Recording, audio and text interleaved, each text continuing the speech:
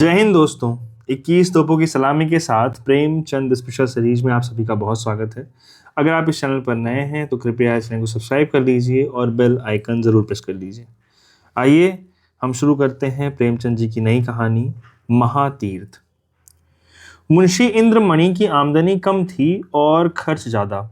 अपने बच्चे के लिए दाई का खर्च न उठा सकते थे, लेकिन एक तो बच्चे की सेवा शुश्रूषा की फिक्र और दूसरे अपने बराबर वालों से हेठे बनकर रहने का अपमान इस खर्च को सहने पर मजबूर करता था।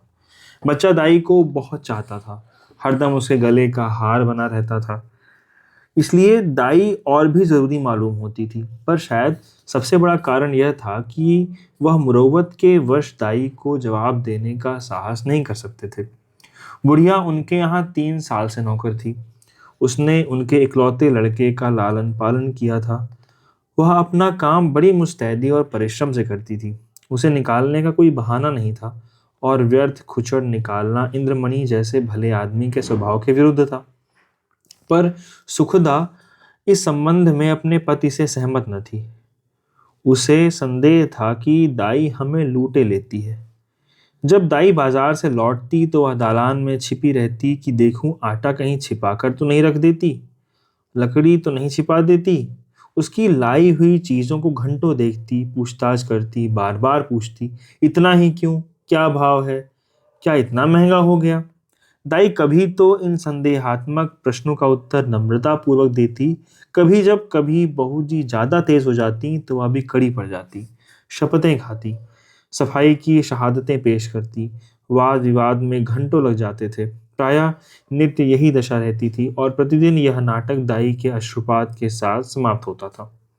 दाई का इतनी शक्तियां झेल कर पड़े रहना सुखदा के संदेह को और भी पुष्ट करता था। उसे कभी विश्वास नहीं होता था कि यह बुढ़िया केवल बच्चे के प्रेमवश पड़ी हुई है। वह बुढ़िया को इतनी बाल प्रेमाशीला नहीं समझी थी। संयोग से एक दिन दाई को बाजार से लौटने में जरा देर हो गई। वहां दो कुंजड़िनों में देवासुर संग्राम मचा था। उनका चित्रमय हाव भाव, उनका आग्नेय तर्क वितर्क, उनके कटाक्ष और व्यंग्य सब अनुपम थे। विष के दो नद थे या ज्वाला के दो पर्वत जो दोनों तरफ से उमड़कर आपस में टकरा गए थे। क्या वाक प्रवाह था, कैसी विचित्र विवेचना, उनका शब्द बाहुल्य, उनकी मार्मिक विचारशीलता, उनके अलंकृत शब्द विन्यास और उनकी उपमाओं की नवीनता पर ऐसा कौन सा कवि है जो मुग्ध न हो जाता। उनका धैर्य, उनकी शांति विस्मयजनक थी। वहां दर्शकों की एक खासी भीड़ भी थी। वे लाज को भी लज्जित करने वाले इशारे, वे अश्लील शब्द जिनसे मलिनता के भी कान खड़े होते, सहस्रों रसिक जनों के लिए मनोरंजन की सामग्री बने हुए थे। दाई भी खड़ी हो गई कि देखूं क्या मामला है। तमाशा इतना मनोरंजक था कि उसे समय का बिल्कुल ध्यान न रहा। एकाएक जब 9 के घंटे की आवाज कान में आई तो चौंक पड़ी और लपकी हुई घर की ओर चली। सुखदा भरी बैठी थी। दाई को देखते ही त्योरी बदल कर बोली, क्या बाजार में खो गई थी? दाई विनय पूर्ण भाव से बोली, एक जान पहचान की मेहरी से भेंट हो गई थी। वह बातें करने लगी। सुखदा इस जवाब से और भी चिढ़कर बोली, यहाँ दफ्तर जाने को देर हो रही है और तुम्हें सैर सपाटे की सूझती है। दाई ने इस समय दबने में ही कुशल समझी। वह बच्चे को गोद में लेने चली, पर सुगदा ने झिड़क कर कहा, रहने दो, तुम्हारे बिना वह व्याकुल नहीं हुआ जाता। दाई ने इस आज्ञा को मानना आवश्यक नहीं समझा। बहू जी का क्रोध ठंडा करने के लिए इससे उपयोगी और कोई उपाय न सूझा। उसने रुद्रमणि को इशारे से अपने पास बुलाया। वह दोनों हाथ फैलाए लड़खड़ाता हुआ उसकी ओर चला। दाई ने उसे गोद में उठा लिया और दरवाजे की तरफ चली, लेकिन सुखदा बाज की तरह झपटी और रुद्र को उसकी गोद से छीन कर बोली, तुम्हारी यह धूर्तता बहुत दिनों से देख रही हूँ। ये तमाशे किसी और को दिखाओ, यहाँ जी भर गया। दाई रुद्र पर जान देती थी और समझती थी कि सुगदा इस बात को जानती है। उसकी समझ में सुगदा और सब उसके बीच या ऐसा मजबूत संबंध था जिसे साधारण झटके से तोड़ न सकते थे। यही कारण था कि सुगदा के कटु वचनों को सुनकर भी उसे यह विश्वास न होता था कि मुझे निकालने पर प्रस्तुत है। सुगदा ने ये बातें कुछ ऐसी कठोरता से कहीं और रुद्र को ऐसी निर्दयता से छीन लिया कि दाई से सहाय न हुआ। बोली, बहू जी, मुझसे कोई बड़ा अपराध तो नहीं हुआ? बहुत तो पाँव घंटे की ही देर हुई होगी। इस पर आप इतना बिगड़ रही हैं तो साफ क्यों नहीं कह देती कि दूसरा दरवाजा देखो, नारायण ने पैदा किया है तो खाने को भी देगा, मजदूरी का अकाल थोड़ी ही है। सुगदा ने कहा, तो यहाँ तुम्हारी परवाह ही कौन करता है, तुम्हारे जैसे लौंडिने गली गली ठोकरे खाती फिरती हैं। दाई ने जवाब दिया, हाँ, नारायण आपको कुशल से रखे, लौंडिने और दाइयाँ आपको बहुत मिलेंगी। मुझसे जो कुछ अपराध हुआ हो क्षमा कीजिएगा, मैं जाती हूँ। सुगदा जाकर मर्दाने में अपना हिसाब कर लो। दाई, मेरी तरफ से रुद्र बाबू को मिठाइयाँ मंगवा दीजिएगा। इतने में इंद्रमणि भी बाहर आ गए। पूछा, क्या है, क्या? दाई ने कहा, कुछ नहीं, बहूजी ने जवाब दिया है, घर जाती हूँ। इंद्रमणि गृहस्थी के जंजाल से इस तरह बचते थे जैसे कोई नंगे पैर वाला मनुष्य कांटों से बचे। उन्हें सारे दिन एक ही जगह खड़े रहना मंजूर था, पर कांटों में पैर रखने की हिम्मत न थी। खिन्न होकर बोले, बात क्या हुई? सुगदा ने कहा, कुछ नहीं, अपनी इच्छा जी नहीं चाहता नहीं रखते, किसी के हाथों बिक तो नहीं गए? इंद्रमणि ने झुंझला कर कहा, तुम्हें बैठे बैठे नेक नए खुच्चर सूझती रहती है। सुगदा ने तिनक कर कहा, हाँ, मुझे तो इसका रोग है, क्या करूं, स्वभाव ही ऐसा है। तुम्हें यह बहुत प्यारी है तो ले जाके गले में क्यों नहीं बांध लेते? मेरे यहाँ जरूरत नहीं। दाई घर से निकली तो आंखें डबडबाई हुई थी। हृदय रुद्रमणि के लिए तड़प रहा था। जी चाहता था कि एक बार बालक को लेकर प्यार कर लूं, पर यह अभिलाषा लिए हुए ही उसे घर से बाहर निकलना पड़ा। रुद्रमणि दाई के पीछे पीछे दरवाजे तक आया, पर दाई ने जब दरवाजा बाहर से बंद कर दिया तो वह मचल कर जमीन पर लेट गया और अन्ना अन्ना कहकर रोने लगा। सुगदा ने चुमकारा, प्यार किया, गोद में लेने की कोशिश की, मिठाई देने का लालच दिया और मेला दिखाने का वादा किया। इससे जब काम न चला तो बंदर, सिपाही, लुलू और हुआ की धमकी दी, पर रुद्र ने वह रौद्र भाव धारण किया कि किसी तरह चुप न हुआ। यहाँ तक कि सुगदा को क्रोध आ गया, बच्चे को वहीं छोड़ दिया और आकर घर के धंधे में लग गई। रोते रोते रुद्र का मुंह और लाल हो गए, आंखें सूज गईं, निदान वह वहीं जमीन पर सिसकते सिसकते सो गया। सुगदा ने समझा था कि बच्चा थोड़ी देर में रोध होकर चुप हो जाएगा। रुद्र ने जागते ही अन्ना की रट लगाई। 3 बजे इंद्रमणि दफ्तर से आए और बच्चे की यह दशा देखी तो स्त्री की तरफ कुपित नेत्रों से देखकर उसे गोद में उठा लिया और बहलाने लगे। जब अंत में रुद्र को यह विश्वास हो गया कि दाई मिठाई लेने गई है तो उसे संतोष हुआ। शाम होते ही उसने फिर चीखना शुरू किया, अन्ना मिठाई ला। इस तरह 2-3 दिन बीत गए। रुद्र को अन्ना की रट लगाने और रोने के सिवा और कोई काम न था। वह शांत प्रकृति कुत्ता जो उसकी गोद में एक क्षण के लिए भी न उतरता था, वह मौन व्रतधारी बिल्ली जिसे ताक पर देख कर वह खुशी से फूला न समाता था, वह पंखहीन चिड़िया जिस पर वह जान देता था, सब उसके चित्त से उतर गए। रुद्र उनकी तरफ आंख उठाकर भी न देखता। अन्ना जैसी जीती जागती, प्यार करने वाली, गोद में लेकर घुमाने वाली, थपक थपक कर सुलाने वाली, गा गा कर खुश करने वाली चीज का स्थान उन निर्जीव चीजों ने पूरा ना हो सकता था।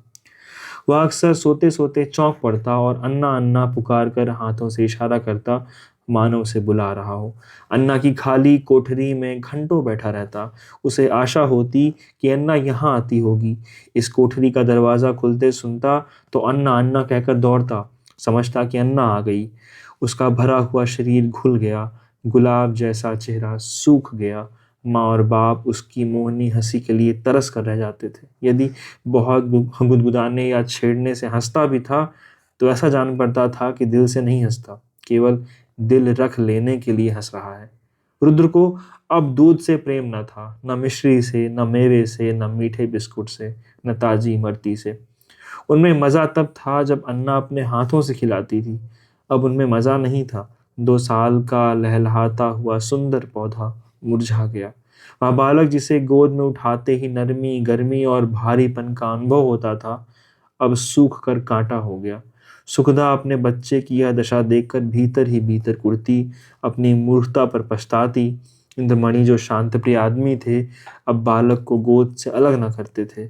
उसे रोज साथ हवा खिलाने ले जाते थे, नित्य नए खिलौने लाते थे, पर मुरझाया हुआ पौधा किसी तरह भी न पनपता था। दाई उसके लिए संसार की सूर्य थी। उस स्वाभाविक गर्मी और प्रकाश से वंचित रहकर हरियाली को बाहर कैसे दिखाता? दाई के बिना रुद्र को अब चारों ओर सन्नाटा दिखाई देता था। दूसरी अन्ना तीसरे ही दिन रख ली गई थी। पर रुद्र उसकी सूरत देखते ही मुंह छिपा लेता था, मानो वह कोई डायन या चुड़ैल हो। प्रत्यक्ष रूप में दाई को न देखकर रुद्र अब उसकी कल्पना में मग्न रहता। वहां उसकी अन्ना चलती फिरती दिखाई देती थी। उसकी वह गोद थी, वही स्नेह, वही प्यारी प्यारी बातें, वही प्यारे गाने, वही मजेदार मिठाइयाँ, वही सुहावना संसार, वही आनंदमय जीवन। अकेले बैठकर कल्पित अन्ना से बातें करता। अन्ना, कुत्ता भूखे, अन्ना, गाय दूध देती। रुद्र अन्ना, उजला उजला घोड़ा दौड़े, सवेरा होते ही लौटा लेकर दाई की कोठरी में जाता और कहता, अन्ना पानी। दूध का गिलास लेकर उसी कोठरी में रख आता और कहता, अन्ना दूध पिला। अपनी चारपाई पर तकिया रखकर चादर से ढक देता और कहता, अन्ना सोती है। सुगदा जब खाने बैठती तो कटोरे उठा उठा कर अन्ना की कोठरी में ले जाता और कहता, अन्ना खाना खाएगी। अन्ना अब उसके लिए एक स्वर्ग की वस्तु थी, जिसके लौटने की अब उसे बिल्कुल आशा न थी। रुद्र के स्वभाव में धीरे धीरे बालकों की चपलता और सजीवता की जगह एक निराशाजनक धैर्य, एक आनंद विहीन शिथिलता दिखाई देने लगी। इस तरह 3 हफ्ते गुजर गए। बरसात का मौसम था। कभी बेचैन करने वाली गर्मी, कभी हवा के ठंडे झोंके, बुखार और जुकाम का जोर था। रुद्र की दुर्बलता इस ऋतु परिवर्तन को बर्दाश्त न कर सकी। सुगदा उसे फलालैन का कुर्ता पहनाए रखती थी, उसे पानी के पास नहीं जाने देती, नंगे पैर एक कदम भी नहीं चलने देती। पर सर्दी लग ही गई। रुद्र को खांसी और बुखार आने लगा। प्रभात का समय था। रुद्र चारपाई पर आंख बंद किए पड़ा था। डॉक्टरों का इलाज निष्फल हुआ। सुगदा चारपाई पर बैठी उसकी छाती में तेल की मालिश कर रही थी और इंद्रमणि विषाद की मूर्ति बने हुए करुणापूर्ण आंखों से बच्चे को देख रहे थे। इधर वे सुगदा से बहुत कम बोलते थे। इंद्रमणि को उससे एक तरह की घृणा सी हो गई थी। वे रुद्र की बीमारी का एकमात्र कारण उसी को समझते थे। वह उनकी दृष्टि में बहुत नीच स्वभाव की स्त्री थी। सुगदा ने डरते डरते कहा, आज बड़े हकीम साहब को बुला लेते, शायद उनकी दवा से फायदा हो। इंद्रमणि ने काली घटाओं की ओर देखकर रुखाई से जवाब दिया, बड़े हकीम नहीं, यदि धनवंतरी भी आए तो भी उसे कोई फायदा न होगा। सुगदा ने कहा, तो क्या आप किसी की दवा न होगी?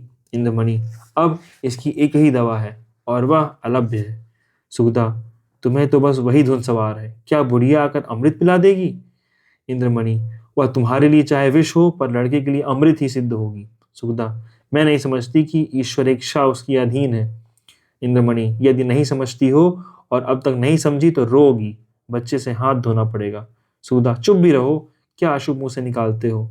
यदि ऐसा ही चली कटी सुनानी है तो बाहर चले जाओ। इंद्रमणि, तो मैं जाता हूं, पर याद रखो यह हत्या तुम्हारी ही गर्दन पर होगी। यदि लड़के को तंदुरुस्त देखना चाहती हो तो उसी दाई के पास जाओ, उससे विनती और प्रार्थना करो, क्षमा मांगो, तुम्हारे बच्चे की जान उसी की दया के अधीन है। सुगदा ने कुछ उत्तर नहीं दिया। उसकी आंखों से आंसू जारी थे। इंद्रमणि ने पूछा, क्या मर्जी है, जाऊं, उसे बुला लाऊं? सुगदा, तुम क्यों चाहोगे? मैं आप चली जाऊंगी। इंद्रमणि, नहीं, क्षमा करो, मुझे तुम्हारे ऊपर विश्वास नहीं है। न जाने तुम्हारी जबान से क्या निकल पड़े कि जो वह आती भी हो तो ना आए।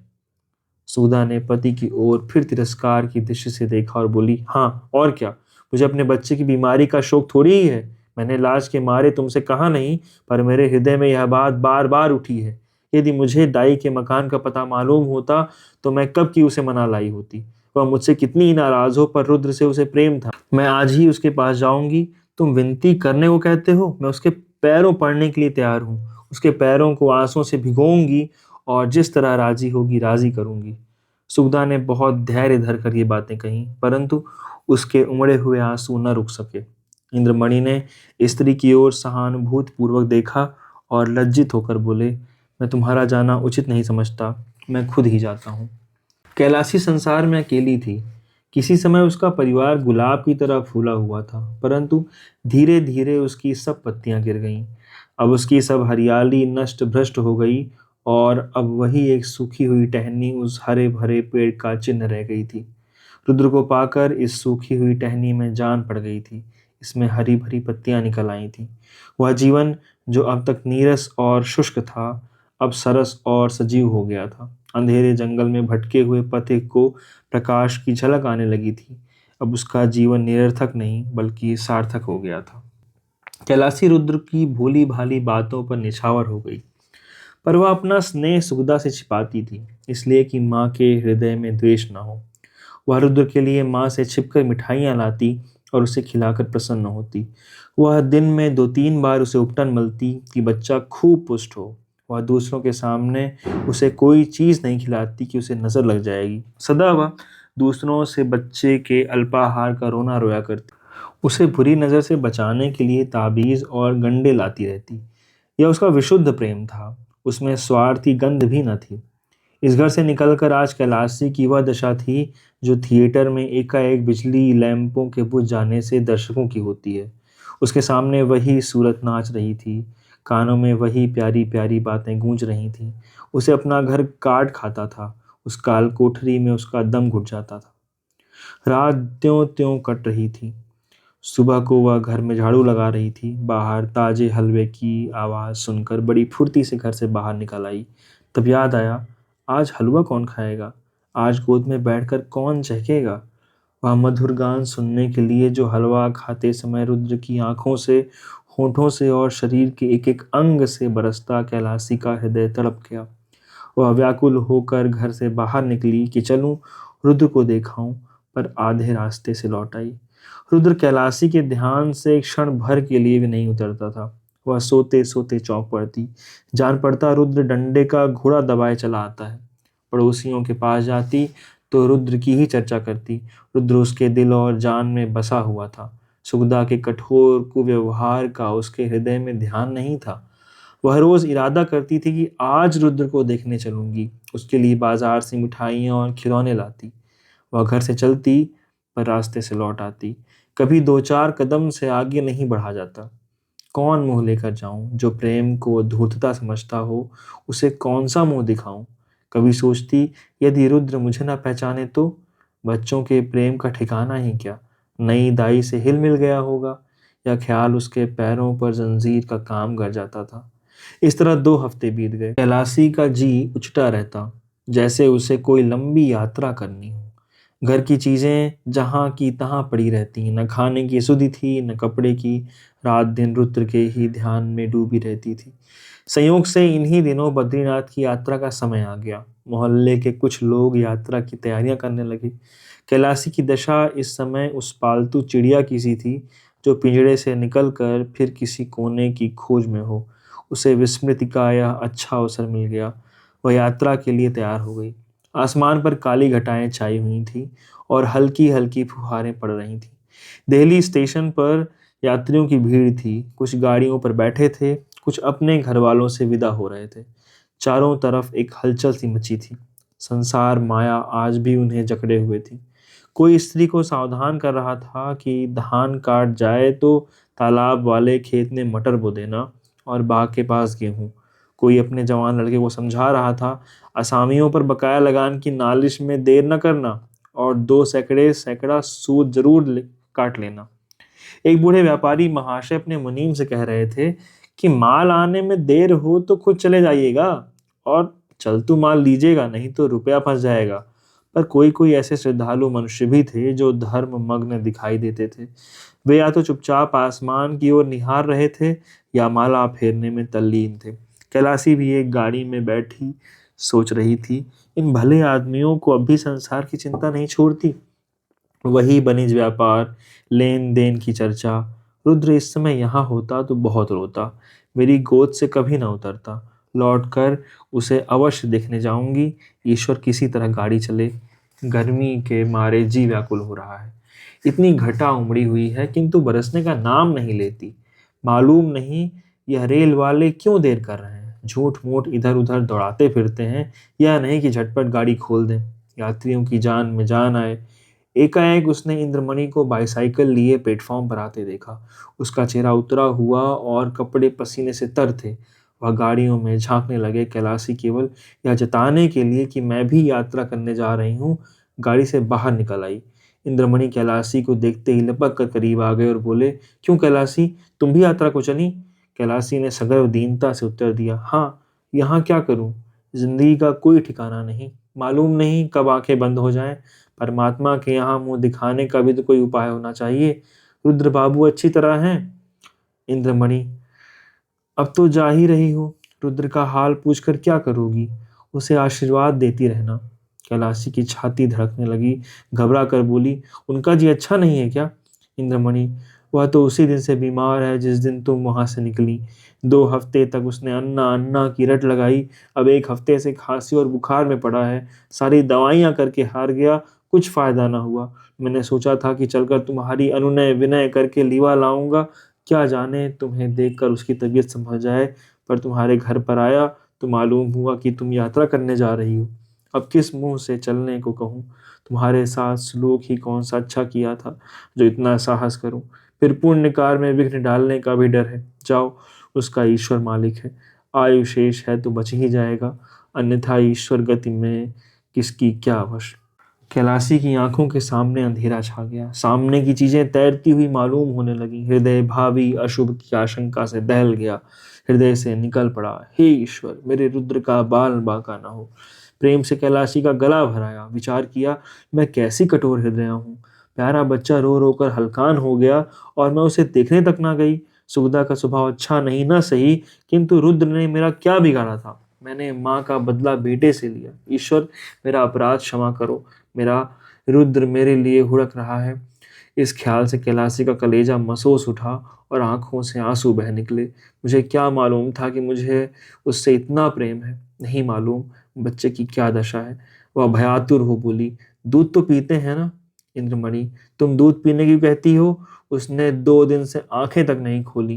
कैलाशी, या मेरे परमात्मा, अरे कुली कुली, बेटा आकर मेरा सामान गाड़ी से उतार दे, अब मुझे तीरथ जाना नहीं सूझता। हाँ बेटा जल्दी कर, बाबूजी देखो कोई इक्का हो तो ठीक कर लो। इक्का रवाना हुआ। सामने सड़क पर बग्घियां खड़ी थीं। घोड़ा धीरे धीरे चल रहा था। कैलाशी बार बार झुंझलाती थी और इक्का आवाज से कहती थी, बेटा जल्दी कर, मैं तुझे कुछ ज्यादा दे दूंगी। रास्ते में मुसाफिरों को भीड़ देखकर उसे क्रोध आता था। उसका जी चाहता था कि घोड़े के पर लग जाते। लेकिन इंद्रमणि का मकान करीब आ गया तो कैलाशी का हृदय उछलने लगा। बार बार हृदय से रुद्र के लिए शुभ आशीर्वाद निकलने लगा। ईश्वर करे सब कुशल मंगल हो। इक्का इंद्रमणि की गली की ओर मुड़ा। अकस्मात कैलाशी के कान में रोने की ध्वनि पड़ी। कलेजा मुंह को आ गया, सिर में चक्कर आ गया। मालूम हुआ नदी में डूबी जाती हूँ। जी चाहता कि इक्के पर से कूद पड़ूं, पर थोड़ी ही देर में मालूम हुआ कि कोई स्त्री मैके से विदा हो रही है। संतोष हुआ। अंत में इंद्रमणि का मकान आ पहुंचा। कैलाशी ने डरते डरते दरवाजे की तरफ ताका, जैसे कोई घर से भागा हुआ अनाथ लड़का शाम को भूखा प्यासा घर आए। दरवाजे की ओर सटकी हुई आंखों से देखे कि कोई बैठा तो नहीं है। दरवाजे पर सन्नाटा छाया हुआ था। महाराज बैठा सुरती मल रहा था। कैलाशी को घर आंगन के हालात देखकर जरा ढांढस हुआ। घर में बैठी तो नाई दाई पुलकिस पका रही थी। हृदय में बल का संचार हुआ। सुगदा के कमरे में गई तो उसका हृदय गर्मी के मध्याह्न काल के सदृश कांप रहा था। सुगदा रुद्र को गोद में लिए दरवाजे की ओर एकटक ताक रही थी। वह शोक और करुणा की मूर्ति बनी थी। कैलाशी ने सुगदा से कुछ नहीं पूछा। रुद्र को उसकी गोद से लिया और उसकी तरफ सजल नयनों से देखकर कहा, बेटा रुद्र, आंखें खोलो। रुद्र ने आंखें खोली। क्षण भर दाई को चुपचाप देखता रहा। फिर एकाएक दाई के गले से लिपट कर बोला, अन्ना आई, अन्ना आई। रुद्र का पीला मुरझाया हुआ चेहरा खिल उठा, जैसे बुझते हुए दीपक में तेल पड़ जाए। ऐसा मालूम हुआ मानो वह कुछ बढ़ गया है। 1 हफ्ता बीत गया। प्रातः काल का समय था। रुद्र आंगन में खेल रहा था। इंद्रमणि ने बाहर से आकर उसे गोद में लिया और प्यार से बोले, तुम्हारी अन्ना को मारकर भगा दें? रुद्र ने मुंह बनाकर कहा, नहीं, रोएगी। कैलाशी बोली, क्यों बेटा? तुमने तो मुझे बद्रीनाथ नहीं जाने दिया, मेरी यात्रा का पुण्य फल कौन देगा? इंद्रमणि ने मुस्कुराकर कहा, तुम्हें उससे कहीं अधिक पुण्य हो गया। यह तीर्थ महातीर्थ है। बहुत शुक्रिया। यह कहानी यही समाप्त होती है। हम फिर मिलेंगे आपके साथ अगली कहानी में। धन्यवाद।